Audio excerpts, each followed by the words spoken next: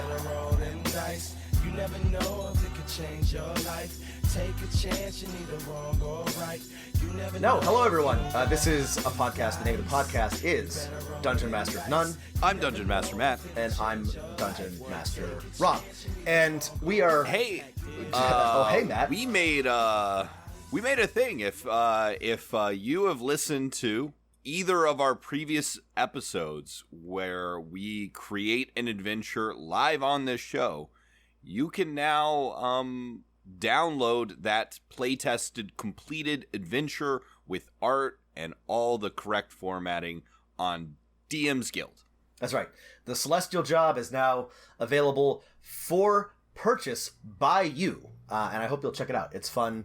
We spent a lot. Also super cheap. We spent a lot of time on it. We're very happy with it. It also represents sort of a cool experiment where we, freeformed something and then polished it up for purchase by people. So check it out. We don't want to brag. It is just one shot, but it's the jazz of role playing games. Yeah, it's yeah. We're hoping to be the Velvet Underground of DM's Guild one shots. Maybe not everybody buys it, but everybody who buys it goes on to start their own D&D podcast. That's actually not what we hope. We want to be grossly commercial instead, and everyone buys it. What are we gonna write next for an adventure? Because I'm itching to write another adventure with you. I'm feeling a little piratical. Yeah, with Ghosts of Saltmarsh out, it seems like a great idea to do something piratical. We did a heist, a seagoing adventure would be pretty fun. I would love to do a murder mystery at some point, though maybe we hold that one off till closer to Halloween time, but I think that would be a very fun contained adventure to write. But yeah, I'm thinking something involving some seafaring out on the seas with some pirates and sailors and ghosts and salt marshes, perhaps. Yeah, absolutely. Lots of pirates, heavy on the actual ghosts. Yeah, real ghosts, and not real metaphorical ghosts of real salt ghost marsh. Pirates. Yeah, ghost pirates. I also was lying awake one night, and I had the vision of the really old, shitty art of the Bulette cornering a halfling in a tree. And then I was also just thinking about Trimmers, right? And I was just like, we haven't done Trimmers is a perfect village one shot, right? Inspiration. And I was like, we haven't done a place based here's a place, it's a sandbox, there's one ultimate goal, and I'm like, you know what, level 1 characters fighting one Bulette, that would make for a great one shot. I actually kind of like that idea. Let's put a pin in that. And the reason why I like that, in addition to it being fun and I love Tremors, is that it's such a great thing to easily just plug in to your campaign, right? Anywhere in your travel narrative, you can just have absolutely a one-off. They You're arrive at a village of halflings, and there's a really hot graduate student. Yeah, that's right. Which shout out. All graduate students in movies should be hot. Right, of course. But yeah, that'd be a great anywhere in your first handful of sessions, one little bottle episode, they arrive at a village and save some hapless villagers from a tunneling monster. Fun, campy, horror, good fight, challenging encounter. Yeah, I'm into that. Yeah. Yeah, I think it could also be a fun challenge for us is, could we build a one-shot adventure with just a single monster? A single monster. Right? Yeah. There could be some NPCs in there that obviously the players could kill if they wanted, but there's just one monster, right? I think that would be a fun challenge. I think we might need to do this, Matt. I think this might be too good. All right. Let us know what we should do. Yeah. Tell us. So, now that we have shot the shit for a little bit, babbled, chewed our cud, metaphorically, we're here to celebrate the announced hardback Eberron book. Oh, that's right. That wasn't what Rob was going to say at all. I actually genuinely forgot. There's been a bunch of news this week. Yeah. Planescape Adventure coming out. That's right. Later this year. We called it Descent to Avernus. I thoughts about the Baldur's Gate branding, which I already talked to you about. I wonder if they're going to try to play up add more character to the cities like they did with Waterdeep for Waterdeep Dragon Heist, which would be interesting. It would be weird for them to put it in the subtitle and for there not to be a 15-page guide to the city, but right. Role-playing game authors have done weirder. Yeah, they've done stranger. So, no, what we're really here to talk about is, and I know why you're all here, because we're all talking about it, and you will definitely remember this if you come to... God, I can only hope that this will not matter to anybody if they come to this a year later. But yes, we're going to talk about, of course, Game of Thrones, the ending of the epic 8-season HBO fantasy showcase prestige TV Goliath that came to an end spectacularly last Sunday. Why do you think we came all this way, Rob? Why do you think we came all this way to talk about Game of Thrones? And so, obviously, there's spoilers massive, for the television show. Just throbbing spoilers. Please do not listen if you are concerned about any... because we are not going to spare anything. I have no remaining respect for the show, so I'm just going to throw out everything I feel like. Yeah. I have this... Speaking of spoilers, I have this one friend who read the novels a long time ago back with me, and he was like, I am not gonna watch the show until I finish the novels. And I'm like, but the novels are never going to finish, you realize this. And he still hasn't seen the show despite having read every published novel twice. It's crazy. That's an insane way to live your life. It's an insane way to live your life, and I can't imagine having that level of dedication, you know. Nobody deserves your loyalty. No author, they don't owe you anything, but you don't owe them anything either. You don't have to you don't have to wait around, you know. Move on, Rob, I guess. Authors your fans are your liege lord. When they call their banners, you have to show up. They can serve the king's justice. And I do sort of want to talk about this at the end, but I want to emphasize here that the healthy response when a piece of fiction disappoints you, which is going to happen all the time for the rest of your life, is to mourn and either read something else. It's okay to be disappointed with fiction. It's okay to be disappointed right? and express your disappointment, but the right response is to be sad and move on with your life, or even better, create something of your own. But don't yell at the author, don't create a petition, don't, shout at people who feel differently. You will be happier if you just find... There's just so many things to read. Rob, you're such a hypocrite, because when you were criticizing Amazon's unfair work policies, and I said, well, Rob, why don't you just go create your own Amazon, be your own Jeff Bezos? You said that was a dumb response. Hoisted by my own petard. I can't... I have been undone by reason and logic. Yeah. Anyway, we'll talk about that maybe a little bit at the end. But yeah, so... what were we talking about before I got off on this? It's okay to be sad. It's okay to be sad. Don't go crazy. Yeah. So as we have alluded to, the ending was not a fully satisfying end, and people are feeling varying degrees of disappointment about how the series wrapped up. And Matt, we haven't actually talked about this, but what are your thoughts on the ending overall? Yeah, well, as a dungeon master, I am in some ways sympathetic, because I've had grand sweeping campaigns that have often ended in a slightly rushed and hurried manner. But no one was paying me billions of dollars to make that thing. So, yeah, I mean, the ending was...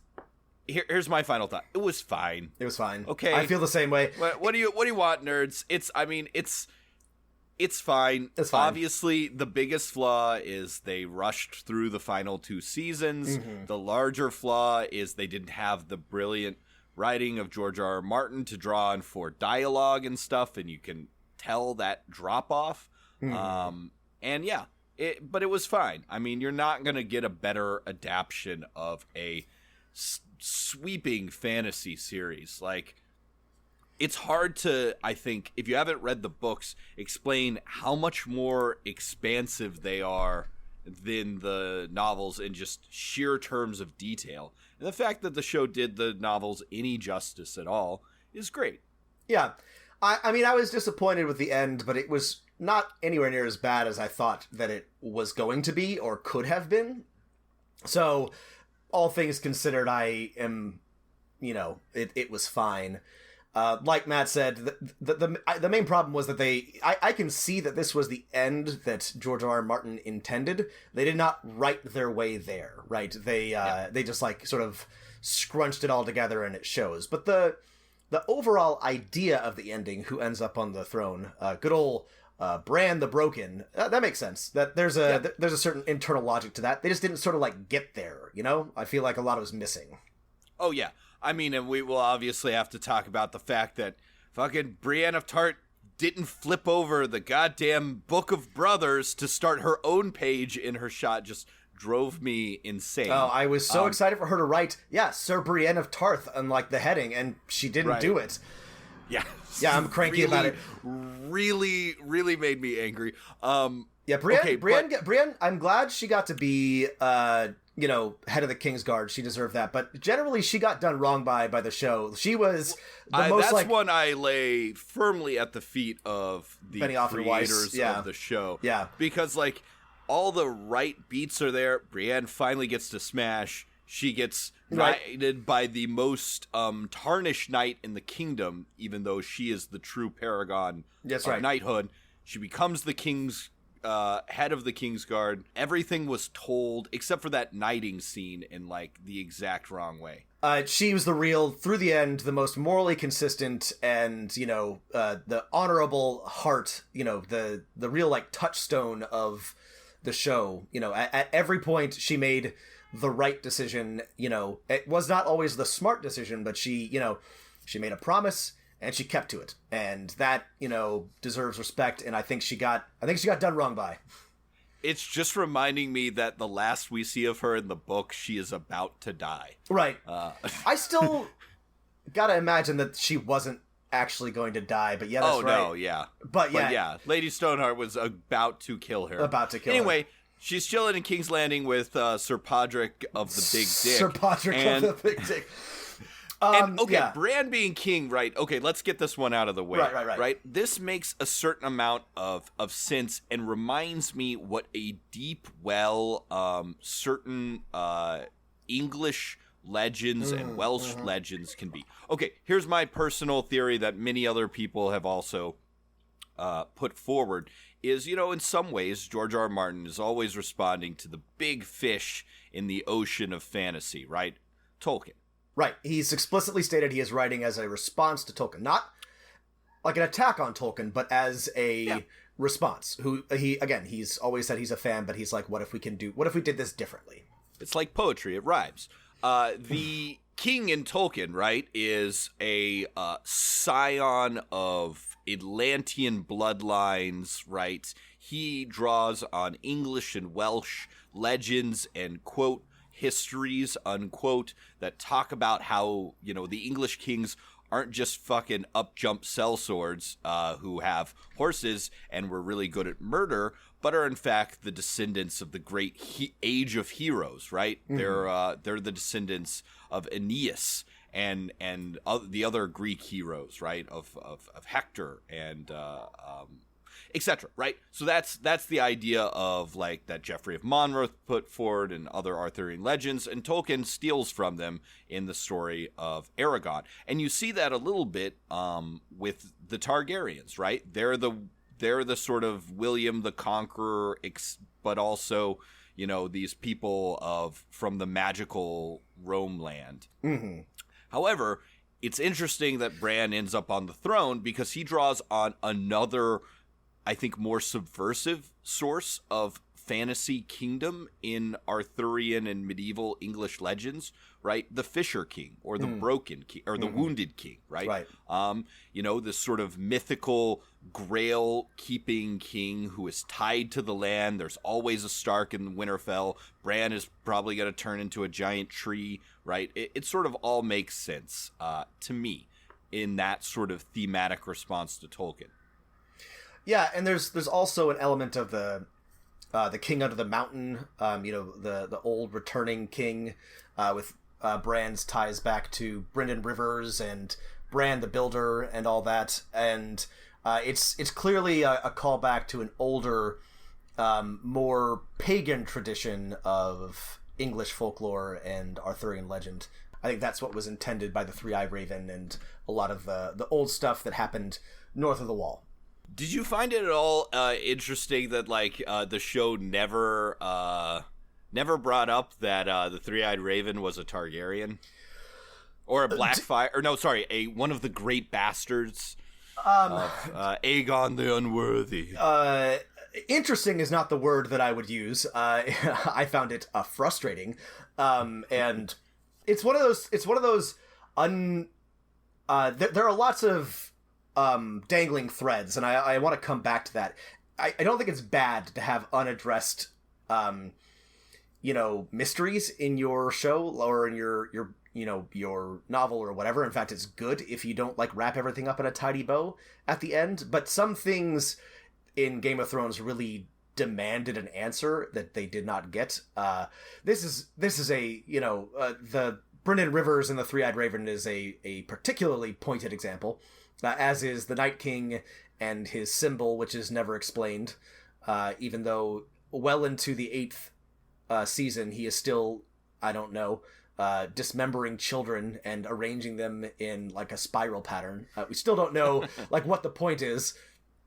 But, there's that. There's, again, the Three-Eyed Raven and being one of the great bastards, a Targaryen, or having Targaryen blood. There's also Howland Reed having been at the Tower of Joy and knowing Jon Snow's true parentage, and yet never...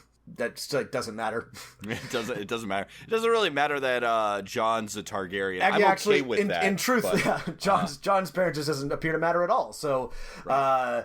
Double not mattering.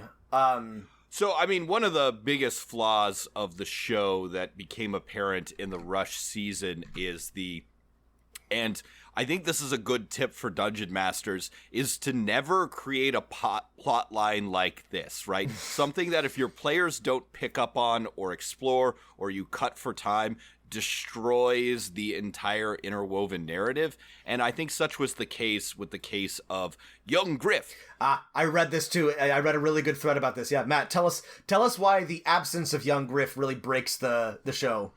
In 10 seconds, if you haven't read the book, Tyrion meets a secret Targaryen who may not be real, who's been hidden away by Illyrio and Varys, who is the dead uncle nephew, the real Aegon Targaryen, and heir to the throne. He's called Young Griff or Aegon. And he reinvades the Seven Kingdoms in the books, and that's pretty much where we leave off. And it seems pretty clear now that we've seen the end of the show that he might be the one to sort of rally the popular unrest against Cersei, who we've seen in the books, murdered a million people and a very popular religious figure and the very popular queen of House Tyrell, and suffered no consequences for it. Mm-hmm. And it would make sense in the books if after she does that, this maybe false Targaryen takes over King's Landing. And, this might be the sort of thing that sort of drives Daenerys over the edge of another false usurper who the people love. Right. And not her, despite her saving the fucking world. And it's significant that in the books, Griff is traveling with and has the aid of the Golden Company, right? Yeah, of course, right. That seals it. Right. Who shows up Harry in the Strickland. show in the very, very end, only to die. Magically purchased by Cersei's infinite money pit. But again, clearly intended to be there, but it makes more sense that they are purchased by and, loyal to young Griff, and then they arrive on the shores and blah, blah, blah, blah, blah, blah, blah, blah.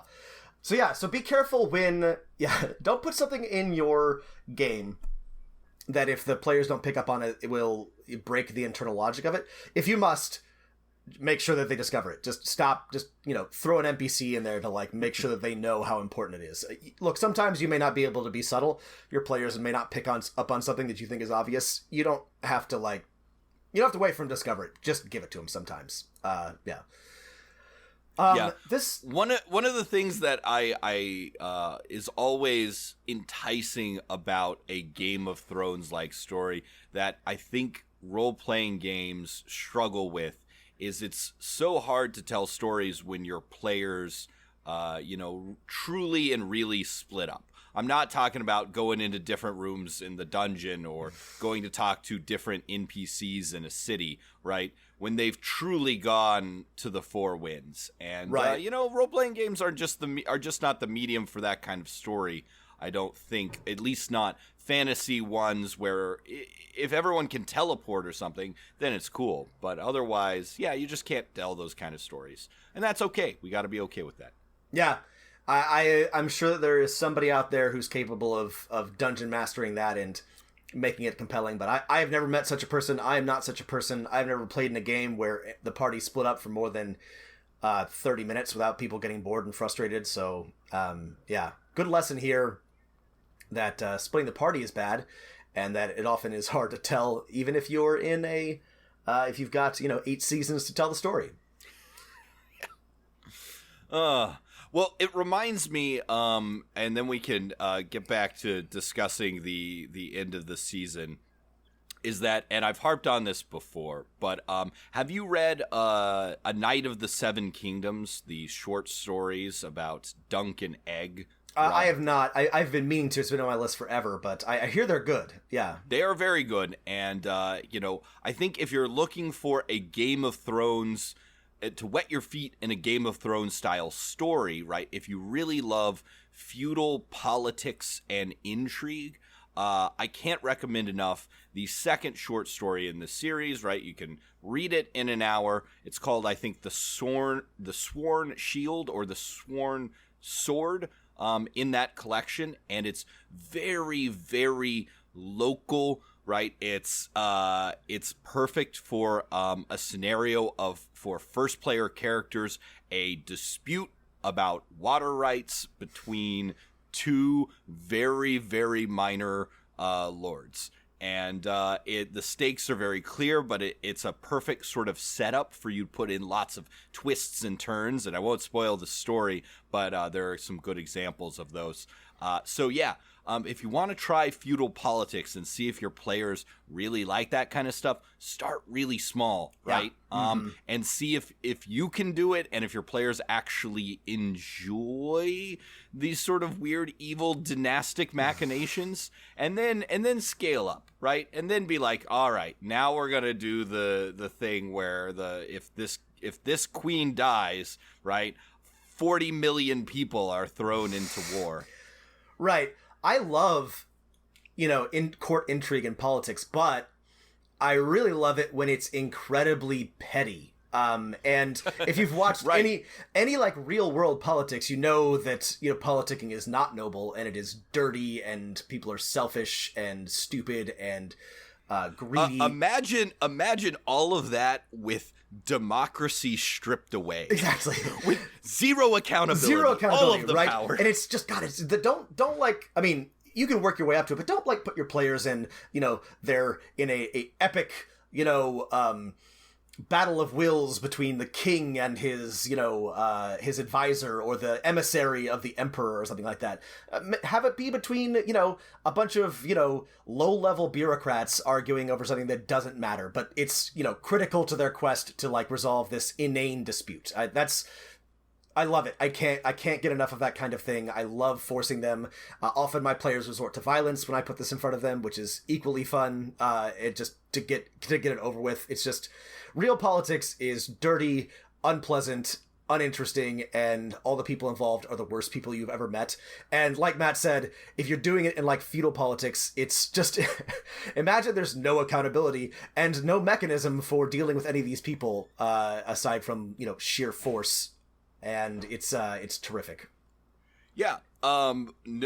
You will never find worse villains and or greater relief when they meet a nice one than anyone in a feudal hierarchy or aristocracy, right? Yeah.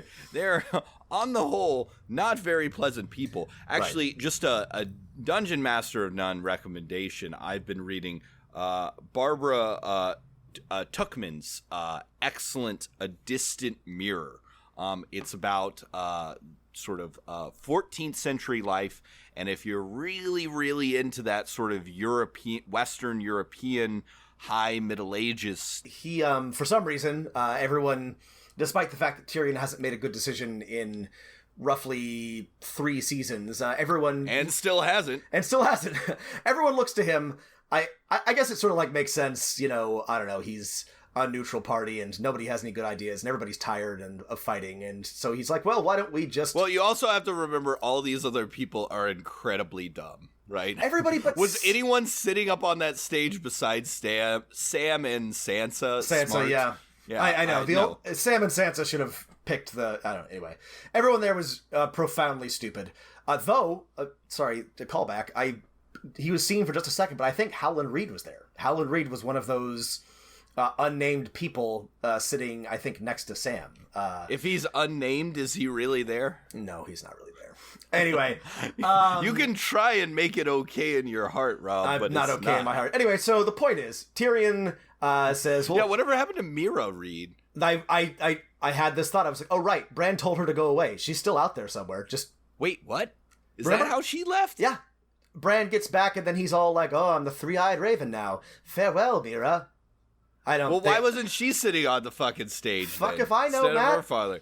Ah, Jesus. What a waste of a character. She was a great character. She was a great character. She dragged his sorry ass around on a sled for 2 seasons. Rob, I'm sort of like noticing this weird pattern here. It seems like the people at HBO sort of have a thing out for... I don't know if there's a word for this, but lady characters? Lady characters? God, strong, independent like, women, maybe? Just sort of always sort of make the worst decision possible for how they might express themselves and participate in the plot of the show. I'm just double checking. Bran told her that he doesn't need her anymore or something like that, and then she leaves. She's hunting frogs back in the neck. Hunting frogs. Making a frog gumbo. I wanna okay, we gotta come back to the whole lady character thing, because I want to wrap up the Bran's or Tyrion's decision, because I've been thinking about Daenerys and everyone. But so Tyrion pitches this idea, that let's all decide as one, who's gonna be king, right? Can't be Jon, because Jon is a criminal or something. He's a regicide, which I guess prevents him from becoming. Oh, also he doesn't want it, but whatever. I don't want it. I never wanted it. And Tyrion, I mean, it's never really prevented people historically from becoming king. Yeah, is murdering another king. But we'll gloss over that. So yeah, he comes up with an elected monarchy. Right.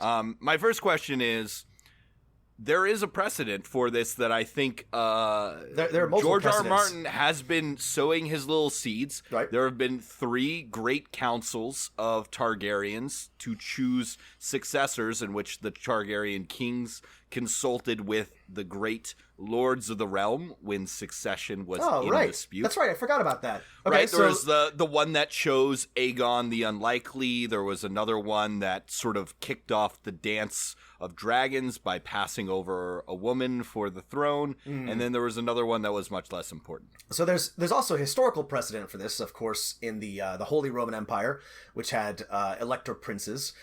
There's the Polish... I'm not going to say this wrong. Matt, you're Polish. You say it. I have no idea. Sejm? Anyway, which I think every lord got a vote or something like that, and it dragged the country into, paroxysm, just couldn't act. Not a great example. I mean, it worked for a while. That's true. Actually, it worked for a few hundred years. It worked, but usually by sticking with the same dynasty. Right. And that's the thing, is that most of these things tend to get captured in a feudal economic system. So both historically and in universe, they're not great ideas. Admittedly, a dynastic succession is not a great idea either. Especially when the dynasty is an inbred one. But, this is definitely a compromise in that it makes nobody happy. Right. It's the best kind of compromise. Well, and here's the problem, right, is that the sort of high feudalism that's depicted in both the Game of Thrones histories and in the show, right, it's all highly dependent on having a just monarch who can sort of met out that sort of feudal concept of justice, and if they're not, then everything goes to shit. And, for large periods of time, this was the case, right? The solution that got feudal Western European countries out of this, right, was curtailing the power of the nobility, and this is exactly when places that had elected monarchies, like Poland, began to sort of fall behind in power, prestige, and the power of the state to get anything done, is that when there became a centralized state that didn't rely on these powerful landed noble families, and they became indebted to the central state instead of the central state indebted to them. Right.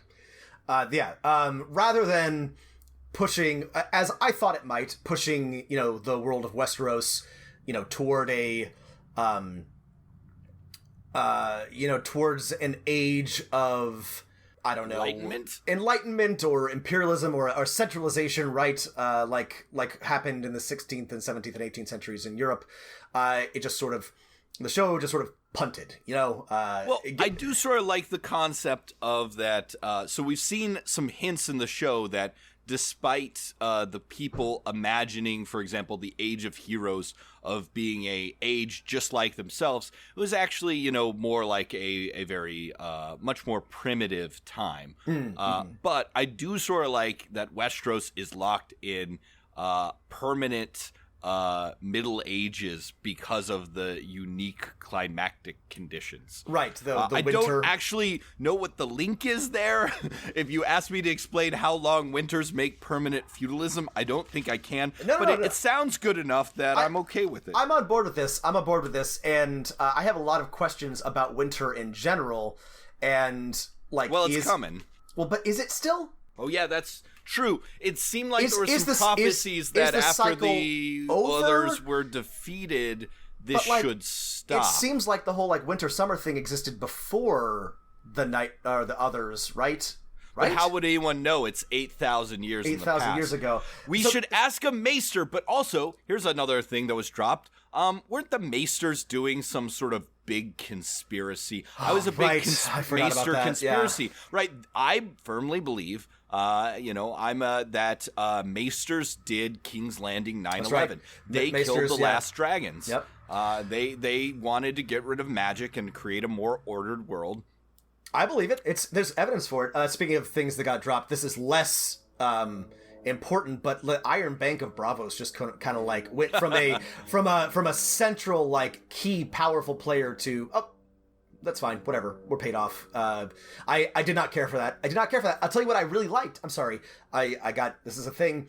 I really liked that George R. R. Martin was cognizant of and put into the books the power of lenders and bankers in having coin in this sort of late early Renaissance, late medieval era, and the presence of the Iron Bank of Bravos is significant and should be. And then the show gave some allusion to it, but then just sort of wrote them out without any real satisfying conclusion. Okay, sorry. It was very unsatisfying. Very unsatisfying. So they pick Bran, right? Well, we've alluded to this. They pick Bran, right? The council. Tyrion gives this incredibly ham-handed and, frankly, as a writer, embarrassing speech where he talks about how people It was the most cliche thing that we've seen in 1,000 movies before. It right? was... The people love a good story. I've heard it 100 times. It was like somebody put Samwise Gamgee's, speech at Kirith Ungol like through like a translator like 7 times, and then had it just took like the original beautiful like version of that and just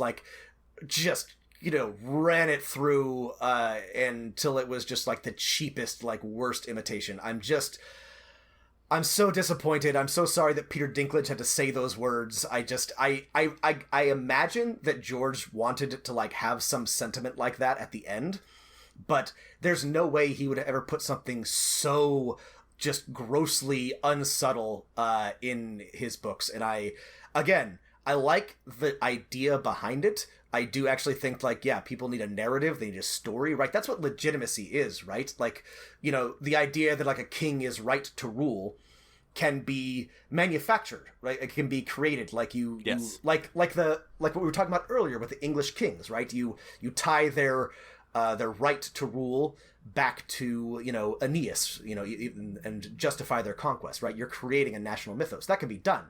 That part's true, but the way that he just, like, presented it was like, who's got a better story than Bran the Broken? It was like, what? Everyone's got a good story. Yeah, that's what the whole show has been about. Goddamn story, Anyway, so they picked Bran. Yeah, you could have applied that to probably better to Arya, who killed the giant monster guy, right? And Sansa, Sansa, even Gendry Storm. God, I was kind of hoping there was a moment where I was like, they're gonna do Gendry. They're just gonna like give it back to a Baratheon and just like. I'm like, no more stupid Baratheons.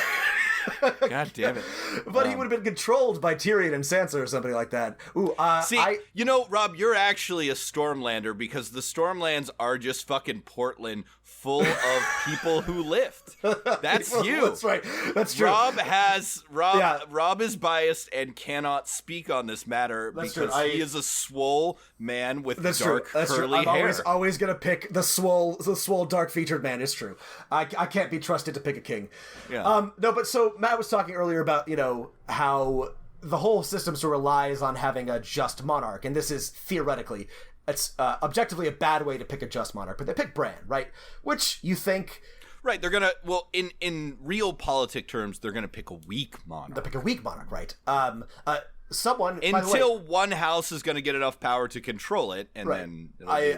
I must point out... But, like, the idea is... The idea is that he knows, he's wise and he knows our history, and so he's the best choice, the wisest choice. And this is dropped from the show. This makes no sense because Bran basically disappears from the narrative, and I assume he was intended to have more lines and or presence and or do something, but they just didn't have room for it. Remember, in the books, Bran is the first fucking point of view character. He is, which is, and he's important, and I always thought that he was critical to the story, and I have no trouble believing that George R. R. Martin intended him to be on the throne at the end, but it's clear that the showrunners had no idea why or how to get there. I thought it would have been a great ending if Bran executed Jon, mirroring the first scene of the fucking scenes where Jon gives him the strength as a cool older brother to watch his father's brutal medieval justice. That's right. Yeah, that would have been and then it echoes Ned's. That's right. Finale. Just chop his head off. Just chop his head. Would have been a perfect mirror.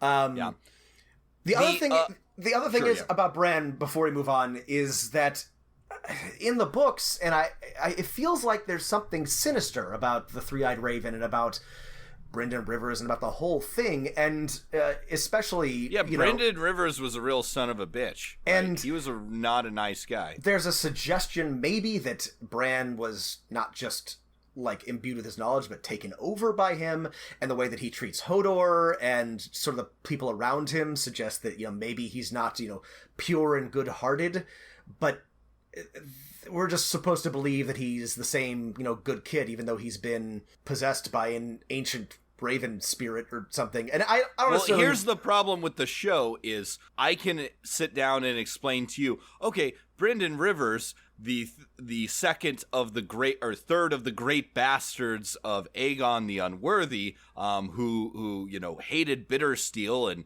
and sort of devoted his life to serving the Targaryen line and fighting the Blackfyre line, and executed one of the Blackfyre heirs, allowing Aegon the Unlikely to become king, but was sent to the Wall as punishment, right?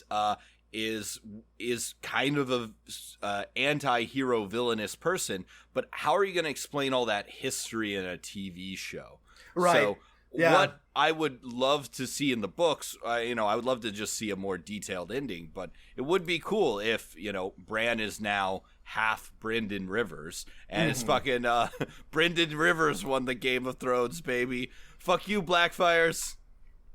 Yeah, fuck you, Blackfyres. So I got one more thing to say about the ending, and then I have some tips for DMs based on Sure. Game of Thrones. I have one more thing to say about the ending. I mean, I have like 1,000 things to say, but I want to touch on one thing.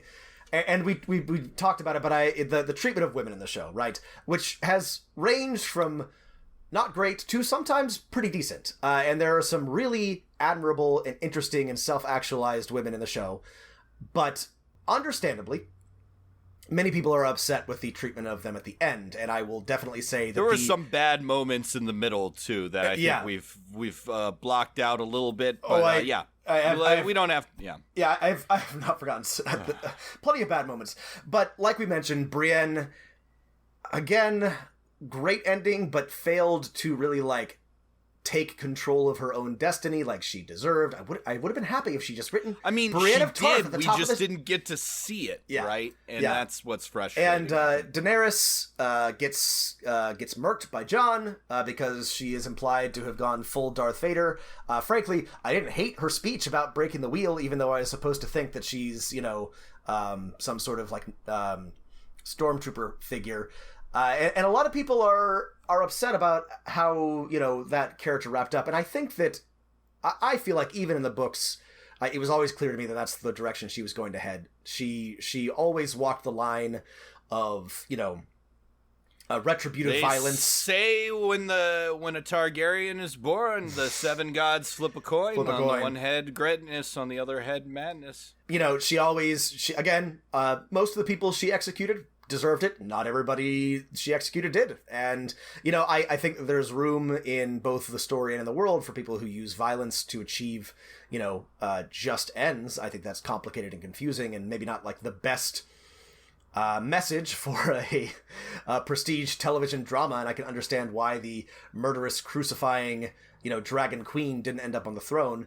But I can also understand maybe we should have been clued into the fact that the Targaryens are bad is... One, they're a race of dragon-riding inbred albinos whose sigil is a red and black dragon. And their words are fire and blood. I don't know. Anyway, yeah. So I'm not disappointed that she did not end up as a winner. However, I think it would have been a very interesting Game of Thrones ending if she had just torched Jon and declared herself Dragon Queen, and that would have been the end. But will love me and despair. Would have been wonderful. But yeah, I do think that her treatment was frustrating for a lot of people, even though it was probably what George intended and well justified by the plot, because it just felt so abrupt. She went from being, generous and smart and kind, if occasionally ruthless, or let's say calculating, to apparently going nuts and needing to be put down by good old honorable Jon Snow. And unsatisfying end for Daenerys and for lots of people who were fans of her, and rightfully so. She was a person worthy of being a fan of. She was a very interesting, dynamic, and compelling character, and her end was disappointing for sure. Yeah, a compelling character who it's very frustrating because I think we were all itching for her to not be in the other side of the world for so long and to mix it up with our other favorite characters. And then when that finally happened, it was a huge letdown. So, yeah. Yeah. Pour one out to a real one. R.I.P. Danny. Yeah, pour one out. Yeah, two more unaddressed threads were, of course, Daria Naharis in the Faceless Men entirely, and also the Lord of Light, Azor Ahai, the Prophecy, literally everything to do with that. Yeah. It becomes clear in the epilogue for A Feast with Crows that despite their sort of professed neutrality of, hey, we only kill who the people pay us for the god of death, the Faceless Men almost certainly have some sort of other agenda. Right. And considering their origin story as escaped slaves and slave assassins fighting against Targaryen oppression, or sorry, not Targaryen oppression, but Valyrian oppression, it might make sense that they have something against, Danny or something like that. They have their own... to believe that. Right. What was your other thing? Yeah. So, okay, I wanted to list, I guess, logically, the 7 electors of the realm should be the Lord Paramount of the Trident, Lord Protector of the Vale, Lord Reaper of Pike, Lord Paramount of the Stormlands, of the Reach, of the Rock, and the Prince or Princess of Dorne. Am I wrong here? No, that's correct. Wrong? Okay. Yeah. Also, Dorne and the Iron Islands, why would they not be independent? I know, this was again, some plot holes are not plot holes, they're just, whatever, but there's a pretty compelling argument to be made that the fact that Dorne and the Iron Islands just didn't even bring it up was a plot hole. They could have hand-waved it away and said, oh, this is the reason why you don't get to be independent, and they would have had to say, okay, yes, but they didn't even address it, which is pretty dumb. I'm having trouble imagining unnamed Prince of Dorne and Yara Greyjoy just saying, oh, sure, the North gets to be independent and we don't. I think further disintegration makes sense and creates a rich imaginative ending for Game of Thrones, where you can imagine more stories going on, because Westeros is supposed to be really freaking big, and you should only be able to hold together a feudal realm that size with fire and blood. Sans Fire and Blood, don't think you can do it. Don't think you can do it. So here's the lessons, the takeaways I have this is really interesting. I really was thinking a lot about DMing when I was watching this. Yeah. So here's a few lessons I think that you can learn from Game of Thrones. Number one is that it is hard, and you need to be really committed to it to adapt somebody else's material, right? So this is the thing about a lot of people still play published adventures, and they make it very easy for you. But this comes with pitfalls, right? If you are expected, one of the things I think that the published adventures fail on is when you reach the end, right? Especially if it's one that wraps up early. In like the PC's careers, like, 10th level or something like that.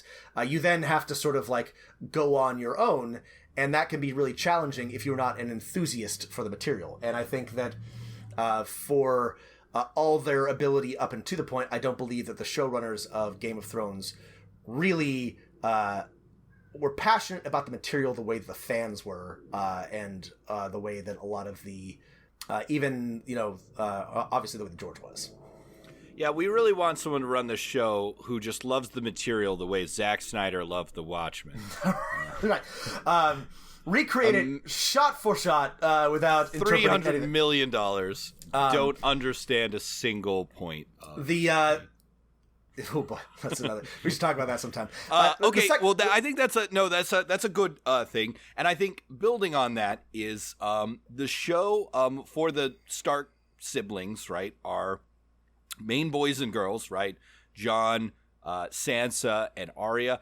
While you may find these endings satisfying or unsatisfying, they seem to me like perfect endings for player characters after a long campaign, right? They all seemed like a little fan servicey, and when you've played a long campaign that is in the epic fantasy genre, don't apply this to horror or noir or pulp or whatever, but in the fantasy genre, right, at the end, right, players like, hey, I haven't shown any interest in sailing before, but I'm going to go explore the unknown world, right? Right. Perfect. Amazing. Perfect. Great. Yeah. I'm going to rule the kingdom. Great. Right. Give your players the final, never deny them the final fantasy of striking on their own and truly, one of the, I think why these are great endings is all of these endings in our imaginations, right? Role-playing games or games of imagination have huge impact on the future course of the world. Sansa establishing an independent kingdom, Arya discovering a continent that was not linked with the others, Jon, rebuilding wildlings society or something, I don't know, finding the Heart of Winter. Where's that Heart of Winter? Right, so give your players that. Do not deny them this small gift. Excellent point. The second thing that I noticed the third thing now, because I did the second thing. Oh, sorry. The third thing that I noticed that I wanted to talk about was burnout. I want to talk about, this made me think about DM burnout. And I don't want to, I'm kidding. I actually... Are we talking about Drogon's never-ending flames here? What are we talking about? Are we talking about some wildfire caches? I don't want to cast aspersions on Benioff and Weiss. I'm kidding. Of course I do. I want to cast many aspersions on them because it's clear, both from their behavior and from the fact that they were had a huge boner for announcing their next project before they were even done with Game of Thrones, that they had lost enthusiasm for and interest in Game of Thrones. We know that HBO offered the opportunity to do 2 full seasons, and they said, nah, we'll do 2 half seasons. So this is an important lesson for... Forgot about that. For DMs, which is, listen, you're not getting paid, so you can do whatever the hell you want. Well, you might be getting paid. I'm not getting paid. But you still can do whatever you want. And by the way, if you are getting paid, finish your fucking story. But if you're not, just be aware of when you're running out of steam on a story. And if you have to wrap it up quickly, do that. Don't drag it out, right? Say hey, I'm losing a little interest. I think I'm going to try to push us towards an end. We're going to wrap up in this many sessions. So your players may just be disappointed, but it's better to do that than to just sort of soldier on, despite the fact that you're no longer enjoying the world. And if your players are really, really committed, maybe they can find somebody else to DM, or maybe you can take a break and pick up, later. But just pay attention to how you're feeling about your story and, be ready to end it before you reach the point of, coming to lose interest or worse, hating it. Or string your players along, start a secret other group that you're more interested in that's paying you more money, and and then you win. And then you win. That's right. No, that's a very good point. Yeah, fuck your first group. Yeah, and the final thing that I wanted to talk about was that this is a clear example of plotting versus pantsing, right? These are 2 terms that authors use, right? Some people like to outline religiously and follow that to the letter, and some people just fly by the seat of their pants. George R. R. Martin, because he insists on being different, called it gardening. He plants his seeds, his character seeds, and tends to them, but he's a pantser. He knew some major, plot points, but in the end, he had no idea how he was going to get there, right? Which is why it's been 8 years since he published a book, and he will never finish, because he doesn't know how to get there. So the lesson here is find what works for you as a DM, but be aware that if you're going to pants it, you may end up with some real unpleasant and unsatisfying ends. And that's okay. You're a DM. You don't owe anybody. But think about how you're going to get to where you want to get to. No matter how much you plan, right, you can never be a plotter through the medium of role-playing games, right? There is some degree of pantsing. Otherwise, it's not a role-playing game, right? It's you telling your friends what happens, right? So, learn to be a pantser, and the good way is to plant lots of seeds and to discard and do a little internal rewrites on the ones your players don't pick up on, and definitely not plant any false Aegon young bricks. Right. Plant seeds and weave what your players pick up together. Mix some metaphors as I'm doing, and then you'll have a beautiful butterfly of a story. Yeah. All right. We could talk about this all day, but I think we've really done what we can and addressed the important parts. Any final thoughts for us, Matt, before we sign off? Favorite tiny side here. Well, we have to do our 1d4. Roll us a d4, Rob, or I can do it. All right, I got my d4 right here. All right. Roll them. All right, I'm going to show Matt that it is a 2. All right, 2. Rob, name your 2. We both will name our top 2 favorite very minor side characters from the Game of Thrones mythos that are great for NPCs. My number 1 is... No, you got to start with number 2. There's my number 2. to do these things. We're playing by Letterman rules. Sorry. My number 2 is, of course, Sir Eris Oakheart, who goes off to Dorne. Oh, that fool. And I believe that does something. I honestly, I know he's down there and he has some, like... he does, but I have no idea. I've got no clue what happened to him. He charged and maybe got killed by Darkstar. He slept with the hot heiress to House Martell. Right. But Ariana Martell. Yeah, I don't remember why he died though. I'm a big machinations fan of like. I think it was Ariana's fault. I believe so. I'm a big fan of trying to remember all the like Kingsguard because there's a bunch of them and some of them are Sir really. Mirren Trent. Well, see, actually. Oswald Kettleback. Yeah. So Eris Oakheart has a great name, and he's one of my favorites because I know that he has like something, but it's been so long since I've read the books, and and he ended up not mattering. So yeah. So that's a big like side character I'm a fan of. Yeah. My number 2 might be Edmure Tully. He's choice. just an incompetent fuck up. The show really plays into that angle. Mm-hmm. Like he kind of has a good heart, but not the true courage and convictions of his really cool badass gay uncle Blackfish. Right. Yeah. Yeah. I know he's overshadowed by his. Yeah, by the Blackfish, who also got done wrong by. Rest in peace, Blackfish. Yeah. All right, number one character. My number 1 minor side character. Oh God, there's so many to choose from. I'm gonna pick. I'm going to pick Rattleshirt, and I'm going to pick Rattleshirt. Rattleshirt's so good. I'm going to pick Rattleshirt because I have no fucking idea what's going on with him, and now I never will. He's got like a couple of viewpoint chapters, and he's got like some powers, and he's like apparently like kind of important, I think, to the overall plot. Wait, are you talking about Rattleshirt or the weird warg guy? No, I'm not talking about the weird. Sorry. No, I'm mixing up the weird warg guy with Rattleshirt. So I mean Rattleshirt. Forget the weird warg guy. I forgot that he's the one with the chapters. Rattleshirt just shows up. And I realized that he's still in the show. Like, you see him behind Tormund in a couple of shots. Well, he's Mance Rayder. He's Mance Rayder glamoured. Right. Sorry. I was trying to remember. See, this is just like Eris Oakheart. I remember he has, like, something going on with him, but I can't remember what it is. And he might be Mance Rayder, but now we'll never know. I love Rattleshirt. Great name. He's got a shirt made of bones. Big fan. Yeah, there are so many great side characters. Remember all the barbarians that Tyrion had as an entourage? The goat killer guy. Anyway, I think my number 1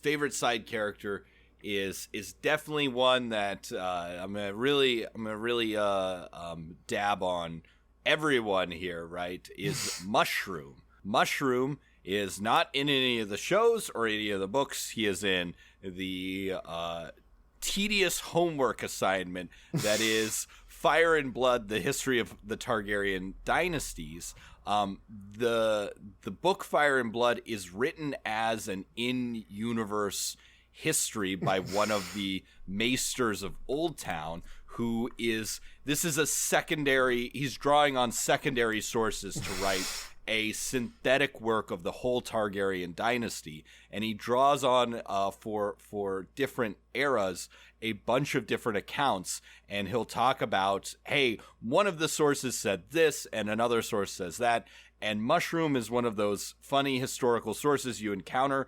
He's like Tyrion, a very, very clever dwarf. Unlike Tyrion, he is lowborn and a jester, but he uses his status as a jester and court fool to actually become a very, very minor player in the politics, but enough to get access and to write funny stories. And he does, and it's a great, as a historian, I enjoyed that. Mushroom. You did dab on us very hard. Well done, you insufferable nerd. Yes. You are now all cursed to be riddled with some of the more Cthulhu-like things in the Game of Thrones universe. The maze makers of Lorath, or the blind worms that consumed Vagar, the dragon, that were indescribable horrors that dissolved into smoke. We love these things. All right, so yeah, let us know, as always, what you'd like us to cover, what you'd like our next one-shot to be, our homebrew to be about. You can email us at dmofnone@gmail.com or add us on Twitter at dmofnone. Thanks all for listening. In the Game of Thrones, you win or you die, or I guess you get to ride off into the sunset. The end. All I have to say, Rob, is Valar Podaris. Kill me now. All right.